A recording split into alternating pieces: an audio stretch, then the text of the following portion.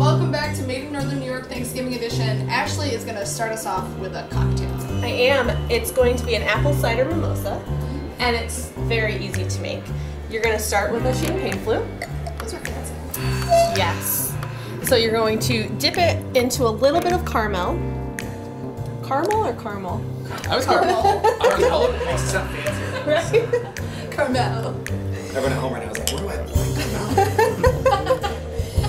And then I dip it into a little bit of cinnamon sugar there. And then from there, it's just as simple as adding some champagne. And then topping it off with some local made cider.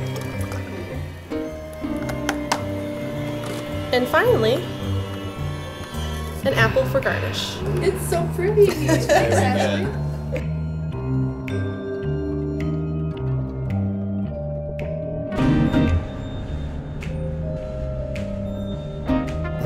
So do we have favorite Thanksgiving dishes? It's stuffing, and there's no other answer. There's no other answer to stuffing, I agree. It's stuffing, regular stuffing, without apples or whatever other things you want to put into it. Listen, I've always had sausage stuffing for as long as I can remember growing up.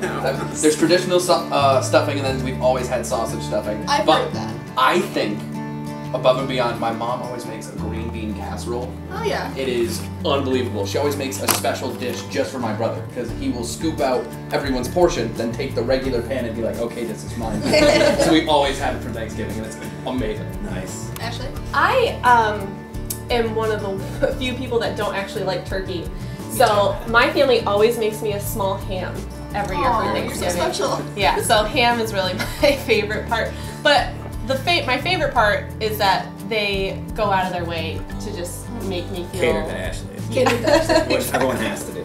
My favorite part is the sandwiches after. So you put the stuffing and potatoes and cranberry sauce and all that stuff in a sandwich the day after, and it's better.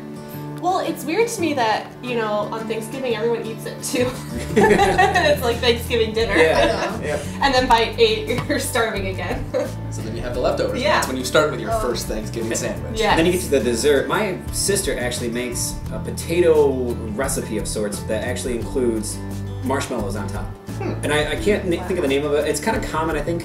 But I tell you what, it's dessert at the actual table for dinner, and it's one of the best things possible too. I can eat that all of the time, especially. You wouldn't think it sounds great, but with all that's in it, I don't totally know, but I know marshmallows are included, and it's just outstanding. It's a Are we family gonna bring it secret. to the office? Bring it to the office. If it makes it there, Yeah, that's true. I've got to get it there. Good point.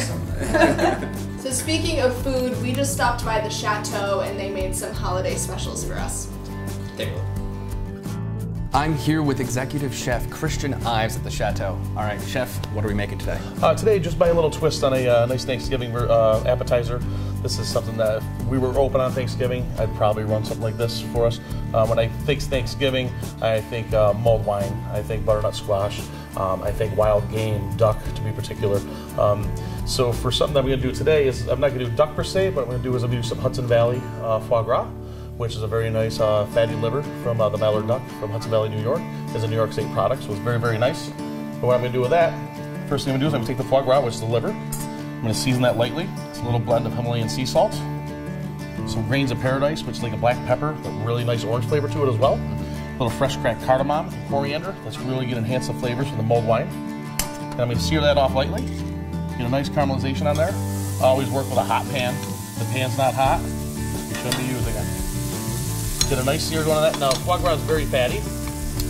As the foie gras cooks, all that fat's going to release. We have a nice brown sear on that. So we have really nice Thanksgiving flavors going through, going into winter. But you can smell that starting right now. That's just, foie gras is one of my favorite things to cook. This is a naturally raised duck. The flavors that come out, everybody's coming through full harvest. You know, we just did our final harvest at the ranch with our greenhouses there. So we're waiting for next year to get everything planned for next year and whatnot. But everything is available. I mean, everybody's got their beefs coming through right now. The turkeys are coming through. It's just the melange of varieties of vegetables and produce are coming out. This time of year is wonderful. Even though we just got about 6 inches of snow on the ground, there's still some things that we can work with. So it's very, very nice. Absolutely. Now what I'm going to do with the foie gras for seared, to finish the cooking aspect of it, I'm actually going to poach this in some mulled wine. So nice house blend of spices.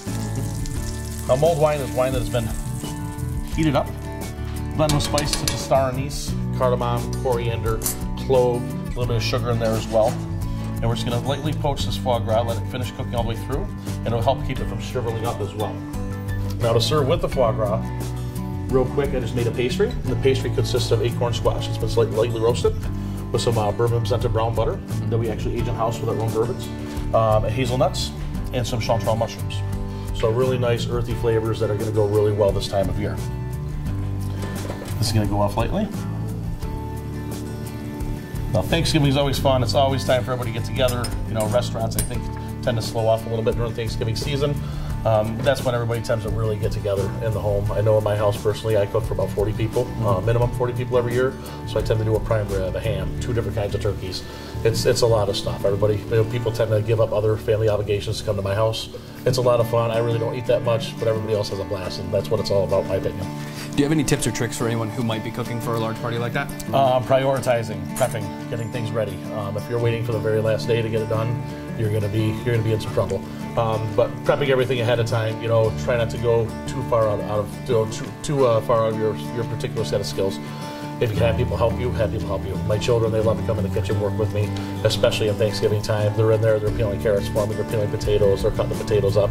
So, and it's also taking them and integrating them into it, so when they grow up, it's something they love to do as well. And they're able to do it as they get older. So foie gras tends to cook very quickly. And that foie gras looks like it's just about there. So I'm gonna remove it for a moment. Just let some of the liquid drain off.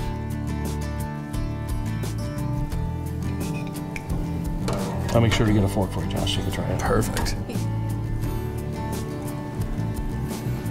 I'm just gonna let that drain off for a moment.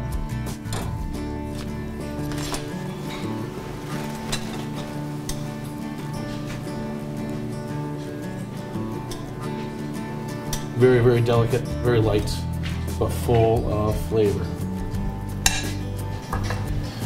This little concoction here, this is just the mulled wine that I actually reduced down a little bit further because the syrup in there, the sugar in there, as the sugar caramelized, it turned it more of a concentrated form.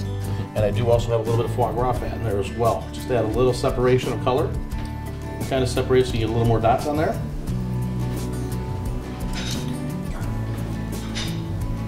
Something very simple. You know, a little bit of elegance to it for foie gras. That's over a house-grown Iroquois microgreens. And there's that for you, Josh. Perfect. Enjoy.